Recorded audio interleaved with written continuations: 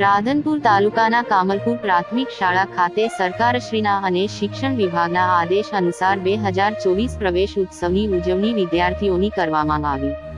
પાટણ જિલ્લાના રાધનપુર તાલુકાના કામલપુર પ્રાથમિક શાળા ખાતે શાળા પ્રવેશોત્સવ યોજાયો, જેમાં તાલુકાના મામલતદાર શ્રી ફિરોજ બાગવાન સાહેબ, CRC કોઓર્ડિનેટર નાનાપુરા મહેશભાઈ, તાલુકા ડેલિગેટ શ્રી ગોવિંદભાઈ ચૌધરી, શાળાના આચાર્ય શ્રી જયંતિભાઈ, સરપંચ શ્રી રમેશભાઈ ઠાકોર, તલાટી બી ભરવાડ અને ગામના આગેવાનો, વડીલો, મહિલાઓ મોટી સંખ્યામાં ઉપસ્થિત રહ્યા।